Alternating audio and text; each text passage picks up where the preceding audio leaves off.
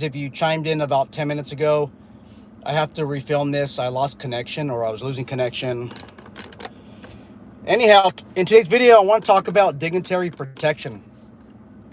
The executive protection or dignitary protection services that these security companies offer, are they legitimate or not? Also, is their SRT divisions legitimate or not? Special response team, or you name it, or ERTs, emergency response team, are these actual legitimate units? Also, if you've been chiming in or trying to chime in the last couple of days, you've been checking the channel for any updates. I apologize. I've been underneath the weather, so to speak, for a couple of days, and feeling a little bit better today. Just a small cold I'm trying to get over, and it's kind of hard to film when you got the cough, sniffle, or sneeze. So if you hear any of those today, forgive me in advance. Okay. Just special announcements, guys. I am associated with Citywide Protection Services, CWPS. We have an instructor cadre of 6. Not one, it's not one guy, two, but 6. 6 contract instructors who are, in my opinion, the best in the industry. April 21st through the 25th in Imperial County, we have the 3-day firearms instructor course where you'll be certified with 3 types of weapon systems: pistol, shotgun, and carbine or rifle. If you're interested in the course, send me an email to the email in the description box below. As for tuition, it's not cheap. Okay, it's not cheap. Also, if you've been following me on Instagram, I am under the account of The Firearms Trainer. We also have a 2-day advanced carbine operator course that I'm developing on paper, and the cadre is going to develop it in practical terms, in a practical way. It's going to be an awesome class, but you do have to have advanced, or actually you have to have basic level of skills involved. It's going to require either the 2-day California Post rifle course, the SBR course, a basic SWAT academy, or the equivalent. If you let's just say if you work private security and you're former military, right, and you have a basic understanding, a fundamental understanding of carbine systems, or also let's just say you were in a specialized unit and you guys practice a lot of CQB, that's a waiver. The training director will probably waive those requirements. Now, if you're not in law enforcement and you want to join in on the classes, in many circumstances, the training director doesn't have an issue with you signing up. Just lay down your qualifications. We want to have safe people on the range. We don't want to have these guys that think they're cowboys only to hurt themselves or other people. That's the whole reasoning why we screen people that come out to the range.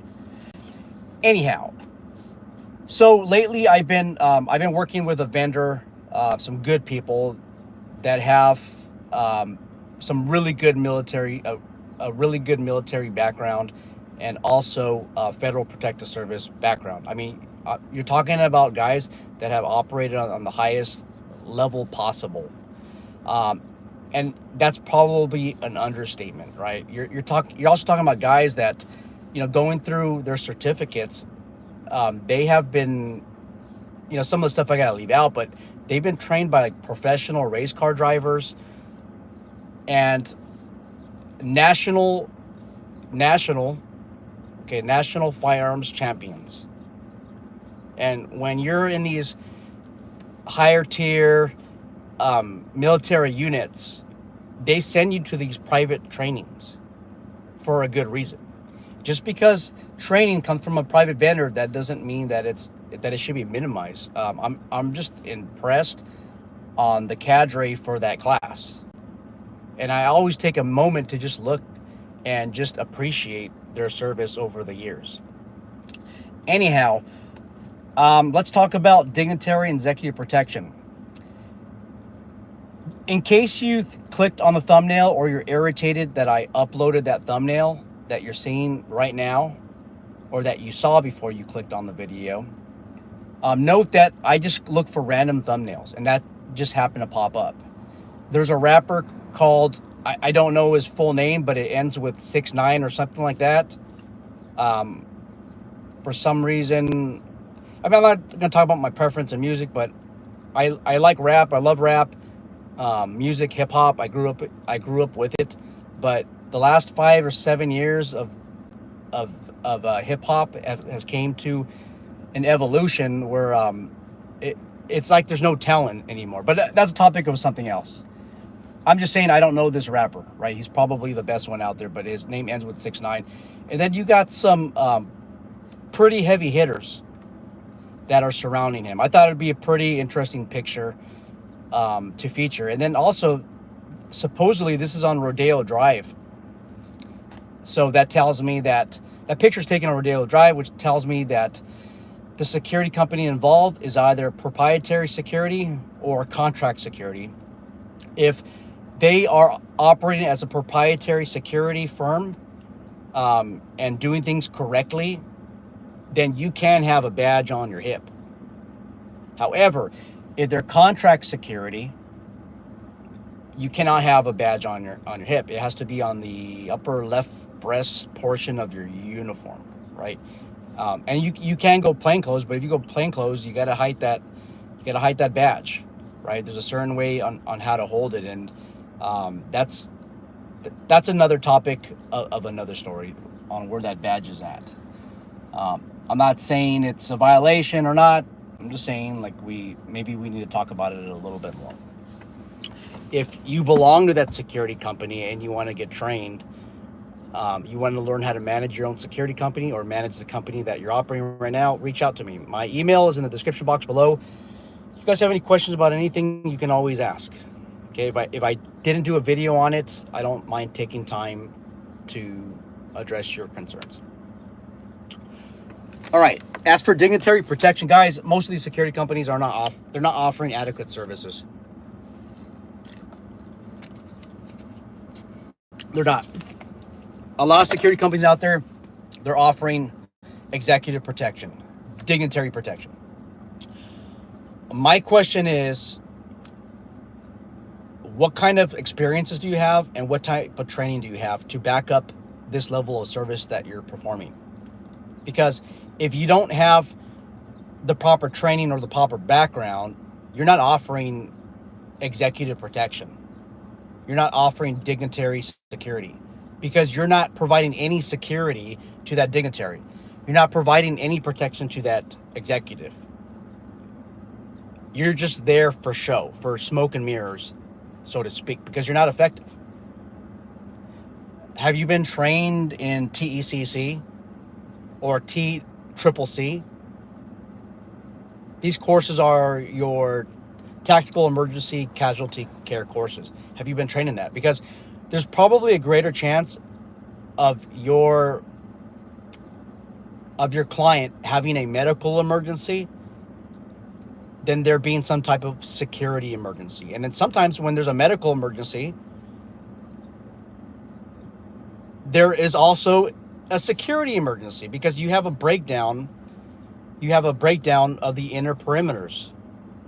You have a breakdown of the security protocols.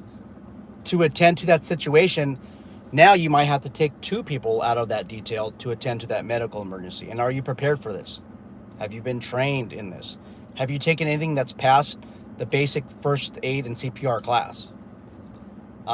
Because quite honestly, that type of training, it's kind of like a check the box. I've done CPR in real life on at least 3 occasions, and I have a 100% mortality rate. I'm not saying it's because of the lack of training. I'm just saying that sometimes the things that you're taught just don't work, or you're not at the right place at the right time. Okay?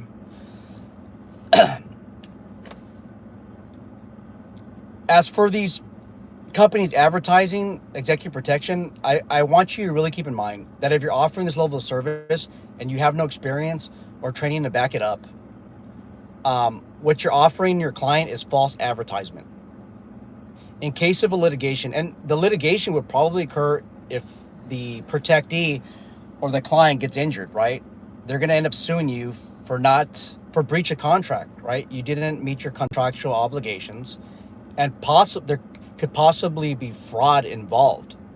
If you're advertising executive protection services, you're advertising that your guys have a standard level of training that is needed to become an executive protection agent, and you're falling short of that. That's a case of misrepresentation, and basically, in a legal sense, you never had a contract, you never had an agreement, and that can weaken the walls to financial security when it comes down to protecting your organization financially. These are just things to think about, right?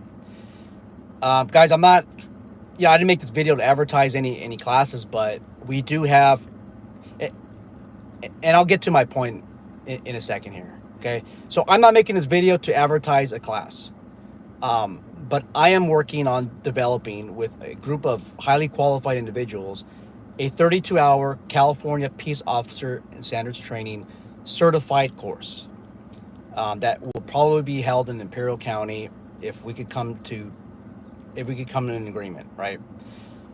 This class the tuition is pretty affordable. I mean, it's pretty affordable. However, it is restricted to law enforcement, and it's restricted to law enforcement post agencies for the most part. I mean, there are some exemptions. Those of you in the private sector, you guys really realize what you're missing out on, and it's kind of frustrating because you can't get in. The guys at Active Crisis Consulting, they've been listening and they've been reaching out to you guys. That's the company that we're gonna connect with, right? They're gonna bring on their instructors. I'm not qualified to teach executive protection. Like, maybe some of the components, especially.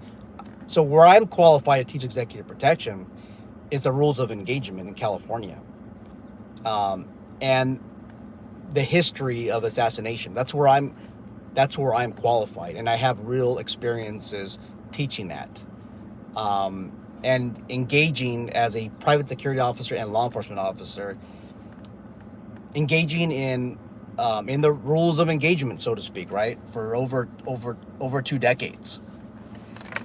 That's where my experience comes in. But I have people that actually have real life experiences in dignitary protection on the private sector side and on the government sector side, and this is going to be some awesome training. Law enforcement get a good deal on it, and that's because of post regulations. Private sector side, they're going to get their taste of this pretty soon. And guys, just reach out to me. My email's in the description box below if you're interested.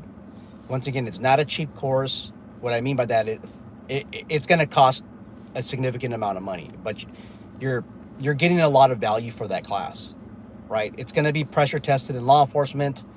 I'm surprised that it's not even overly booked, the class.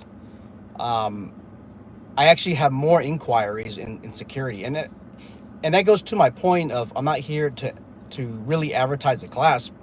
For that class, I don't get any financial benefit for promoting, right? The instructors are going to be fairly compensated, but I don't get anything out of this.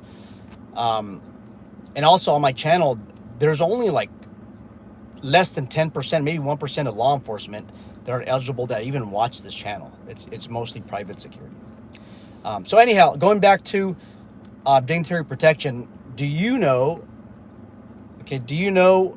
what the concentric circles refer to in dignitary protection? Do you offer dignitary protection? Now, if you don't know what the concentric circles are, once again, you probably don't have an executive protection wing. You don't have an executive protection agency. If you don't know, then you certainly don't know. Do the guys on my on my thumbnail, that organization that's protecting that rapper 6ix9ine something, do they know what concentric circles are? They might. They might. I'm not saying that they don't, but they. It's very possible, right? Or maybe they don't know the definition, but they know the practical applications, and that's okay. That's okay. Most security companies, by the way, they don't have. So the concentric circles consist of three major parts. You have you have your outer perimeter, you have your middle perimeter, and then you have your inner perimeter. Most security companies do not have an outer concentric perimeter, the outer circle. They don't have that. Now, if you're here disagreeing with me, you probably don't know what it is. And again, the only reason why I know what it is because I'm preparing the post outline for it, and I'm learning so much talking to these wonderful guys. They're teaching me so much of things that I didn't even know.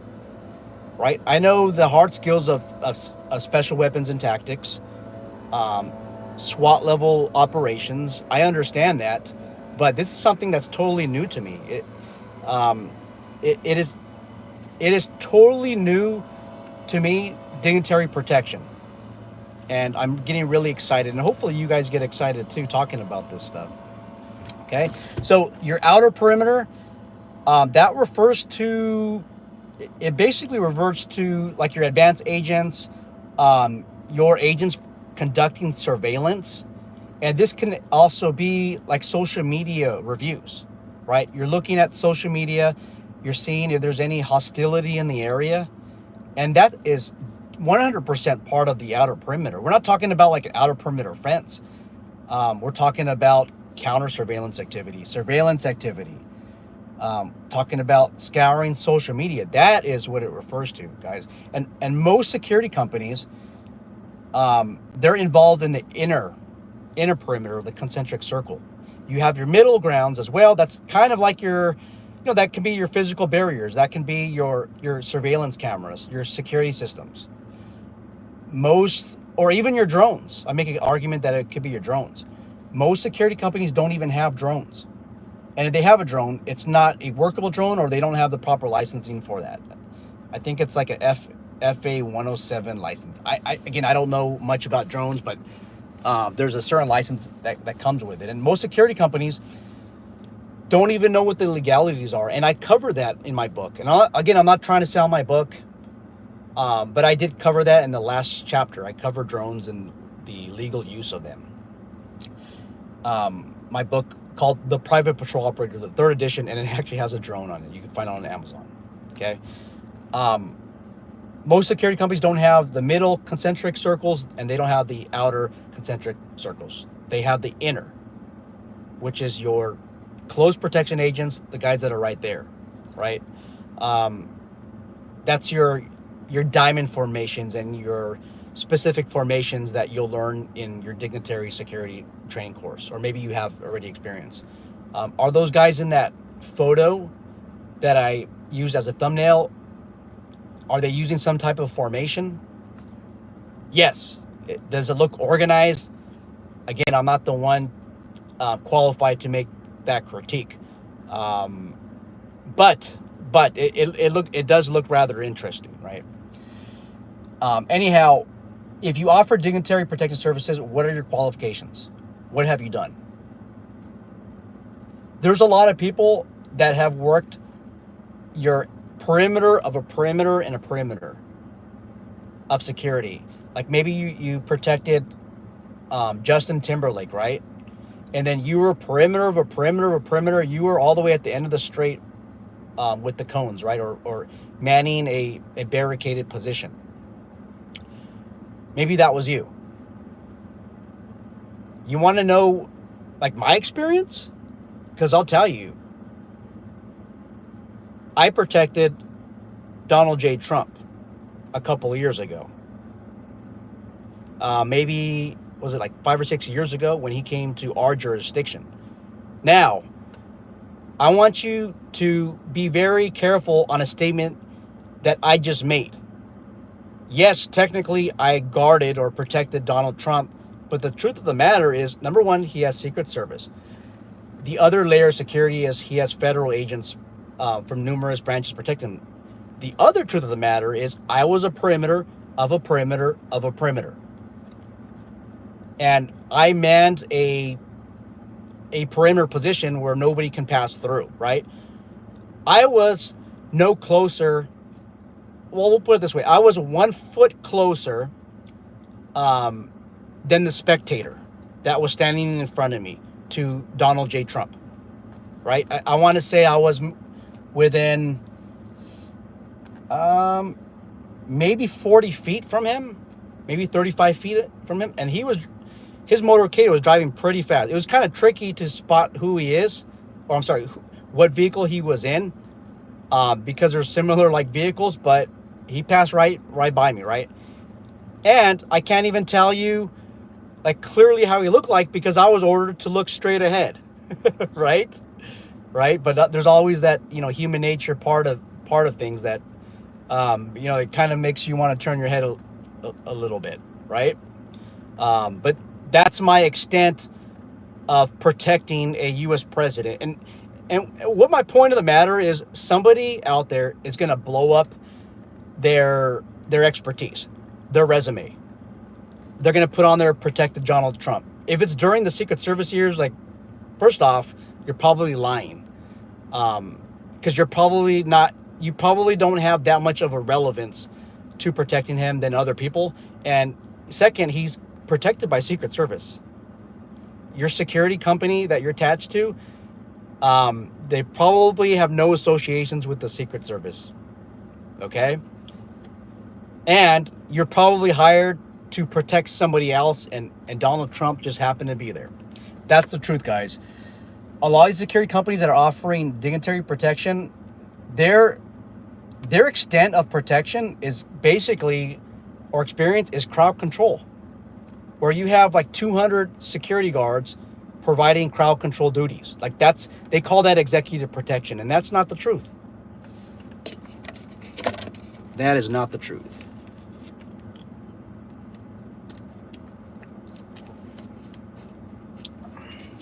Give me a second, guys. Boss said, I'm Syrian, old woman.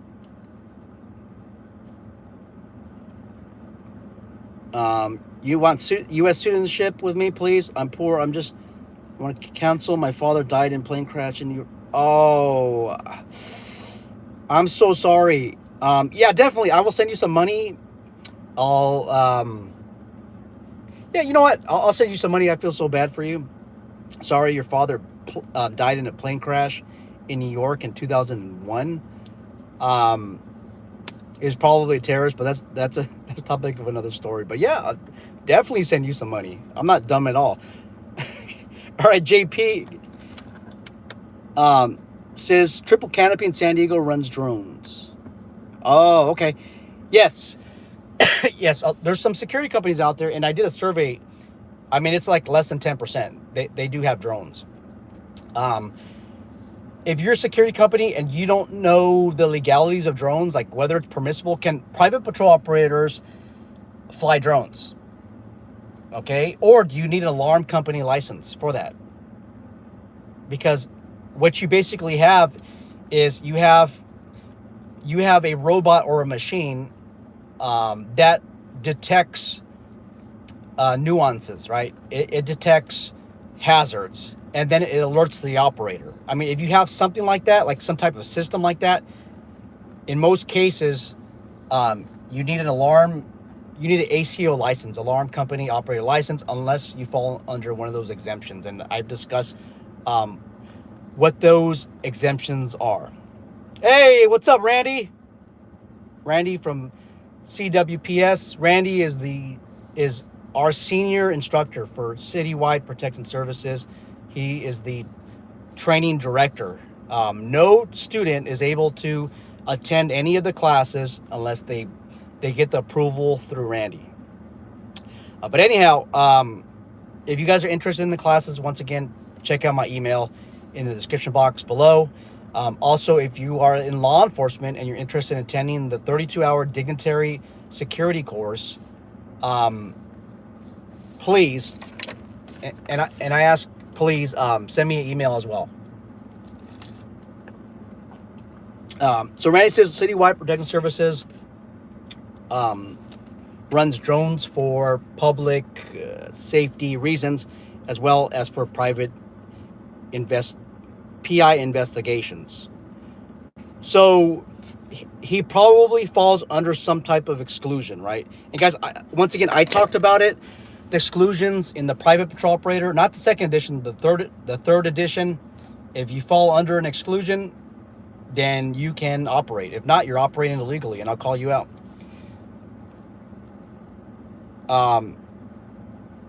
He also said drone laws and regulations will be revised per DOJ in 2025. Patel promised it. Okay, you know what? Since we're on the topic of executive protection or dignitary protection, did you guys know, and I talked about this in my book, if there's an armed drone, right, flying over your protectee, I mean, you see clearly something on it, right? It can even be a chem agent grenade, chem agent canister, right? You see a cat hovering over, or you see some type of firearm. Did you know this? You cannot shoot it down. You can't. Not even if it's armed. Okay? Now, there is certain protocol. When you call 911, you call law enforcement. Law enforcement cannot shoot down the drone. They can't. You're going to have to... What you're basically asking is a law enforcement officer to take a legal risk for you. Right? If not, that person can incur possibly individual liability. You cannot, guys. Even if there's a machine gun attached to the drone, you cannot shoot it down if you are a police officer.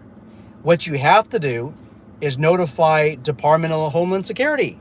And this is no joke. Or the FBI. There's like only 2 federal agencies that are authorized to take those drones out. Okay, so this is midnight, right? You have a crowded event and you have these weaponized drones. I mean, honestly, you're going to call 911, ask for help. The dispatcher's not even going to know what to do. She's going to be like, okay, let me call FBI. What happens when you call FBI at midnight? You think they're going to answer? They're not. FBI ain't going to answer your phone call in the middle of the night in many circumstances. How about their regular 1-800 number? Are they going to answer? No. Good luck. Good luck. Good luck. Okay?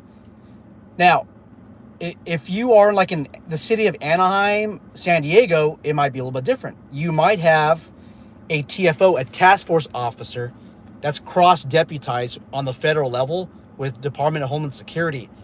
And they might be able to eliminate that drone. Not just shoot it down, but maybe use like a jamming frequency. And I'm talking about, guys, if a drone is out there taking lives, you are not under FAA regulations or federal law, you are still not authorized to shoot it down. Now, there's obviously common sense. There's use of force laws that are going to contradict the federal law. But obviously, look, man, if this thing is shooting down people, it's creating a mass casualty event. Even if it's just weaponized, I probably would suggest you do what you have to do. Use common sense. But that's the reality of it, and they need to be revised.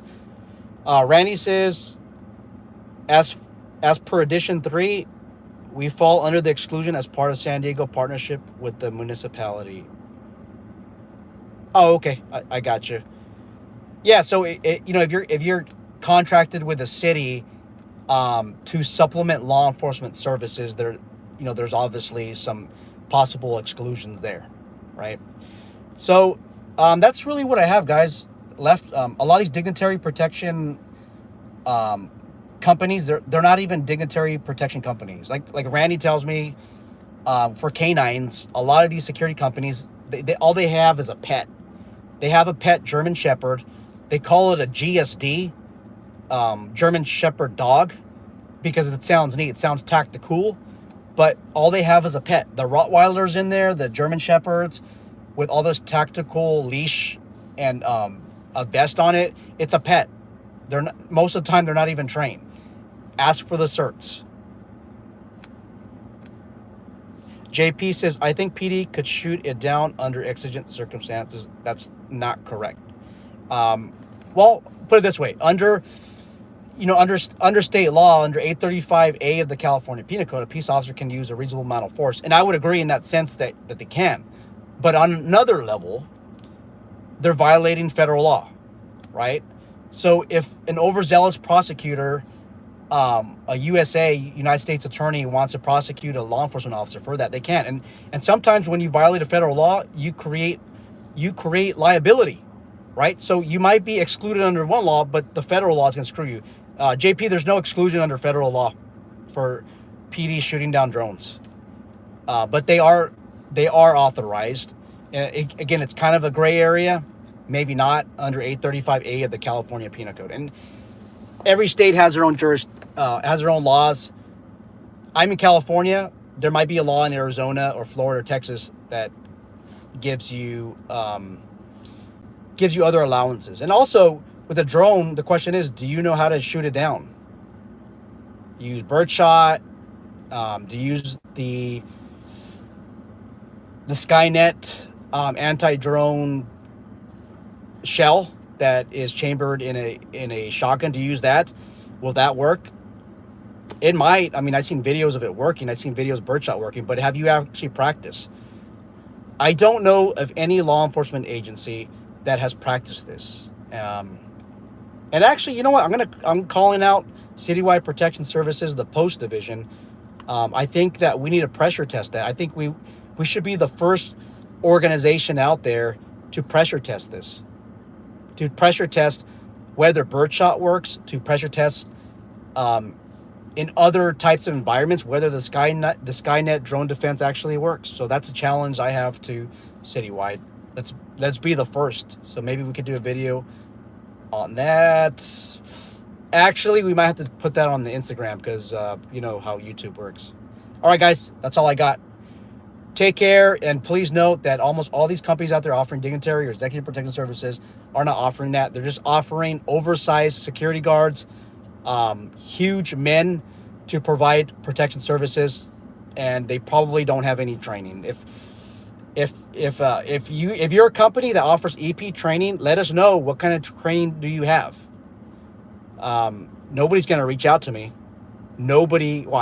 I challenge every EP firm that subscribe to this channel. I challenge every one of them to offer or to describe what type of training you get in order to classify yourself as an EP agent. Even an SRT team, special response team. Some of these guys are putting out their SWAT pins. Have you went to an SRT academy?